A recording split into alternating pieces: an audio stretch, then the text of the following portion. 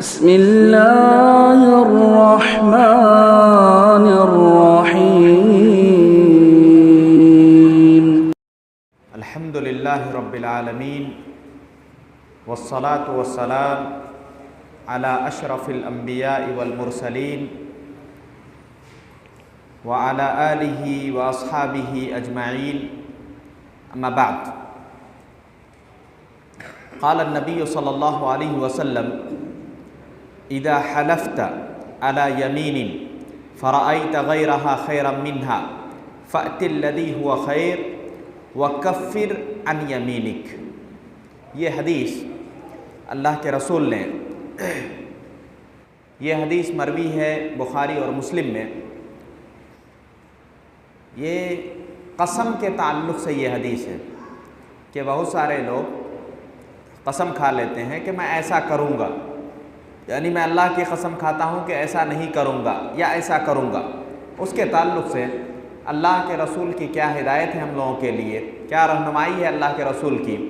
अल्लाह के रसूल ने कहा कि अगर आप कसम खा लें किसी काम के करने का या न करने का, और फिर आपको ऐसा लगे कि इसके अलावा कोई दूसरा काम अच्छा है, तो जो बेहतर है वो कर गुज़रें और अपनी कसम का कफ़ारा अदा करें।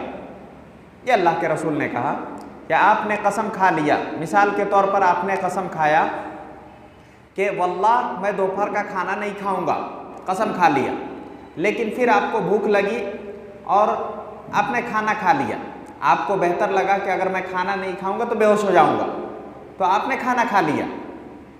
हालांकि कसम खाया था कि खाना नहीं खाऊंगा, आपने खाना खा लिया, कसम को तोड़ दिया। तो अल्लाह के रसूल ने कहा कि जो बेहतर आपको लगे वो कर गुजरो। ना करने का कसम खाया है फिर भी आप कर गुजरो, उसके बाद अपनी कसम का कफ़ारा अदा करो। कफ़ारतुल यमीन में दो तरह के कफ़ारे हैं।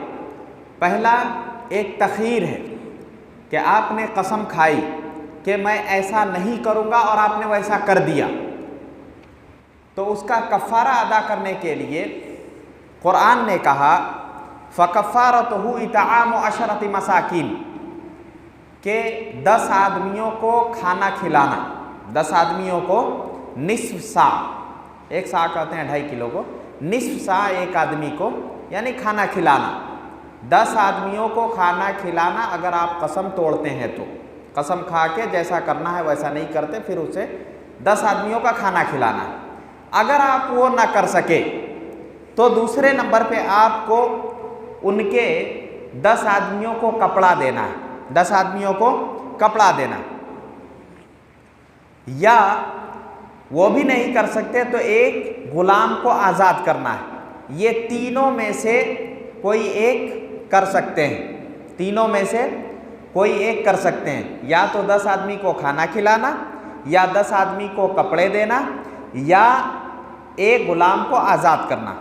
ठीक है, ये तीनों में से कोई भी कर सकते हैं। अगर ये तीनों भी नहीं कर पाए तब 3 दिन रोज़ा रखना, 3 दिन रोज़ा रखना। कुरान ने कहा फ़मन लम यजिद फ़सियामु सलासति अय्याम। ये तीनों में इख्तियार है कि तीनों में से कोई एक इख्तियार कर लेना। वो तीनों में से कोई भी नहीं कर पाए तब 3 दिन का रोज़ा रख लेना। लेकिन होता क्या है, आमतौर से कोई कसम तोड़ता है तो 3 दिन का रोज़ा रख लेता है। नहीं, ये तरतीब है। आप उससे पहले के 2 काम अगर नहीं कर पाते हैं तब ये 3 दिन का रोज़ा रखना है। ठीक है, ये एक तरीक़ा शरीयत ने हमें बताया कि कसम अगर कोई खा लेता है और उसको पूरा नहीं करता है तो फिर उसे कफ़ारा अदा करना होगा, और कफ़ारा अदा करके वो इससे बरी हो सकता है। यहाँ पे एक मसला है कि अगर कोई शख्स एक ही चीज़ के लिए कई बार कसम खाए, कई बार कसम खाए और उसको तोड़ दे, तोड़ने वाला एक ही चीज़ को है लेकिन कई बार कसम खाता है, सुबह खाया, दोपहर खाया, रात में, यानी कसम खाता रहा कि मैं ऐसा नहीं करूँगा, लेकिन फिर भी उस कसम को तोड़ दिया, तो कितने कफ़ारे अदा करेगा? एक कफ़ारा अदा करेगा या कई कफ़ारे अदा करेंगे? तो इसका सही जवाब यह है कि किसी एक मामले में 10 बार भी वो कसम खाता है तो एक ही कफ़ारा अदा करेगा। यही कुरान का तरीक़ा है और यही अल्लाह के रसूल की सुन्नत है। उसके अलावा कसम के सिलसिले में अल्लाह के रसूल ने एक हदीस जिसमें 6 चीज़ें बताई गई, जिसमें कहा गया कि एक मुसलमान का दूसरे मुसलमान पर कई हक़ है, उसमें इबरारुल कसम।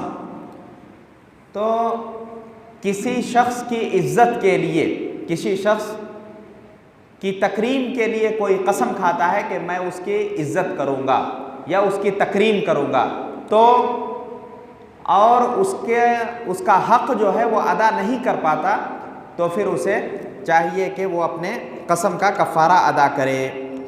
उसके अलावा शेखुल इस्लाम इब्न तैमिया का एक कौल है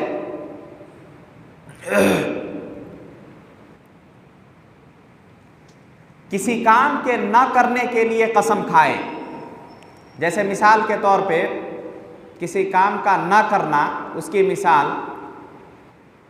जैसे मिसाल के तौर पर उसे कहीं जाना है और वो कहे कि वल्लाह मैं नहीं जाऊंगा, किसी के घर जाना है, मैं नानी के घर नहीं जाऊंगा, वल्लाह मैं उसके घर नहीं जाऊंगा, अल्लाह की कसम मैं उसके घर नहीं जाऊंगा, लेकिन फिर भी उस काम को कर गुजरता है, उसको बेहतर लगा कि वहाँ जाना चाहिए, लेकिन कसम खा चुका है कि उसे नहीं जाना है।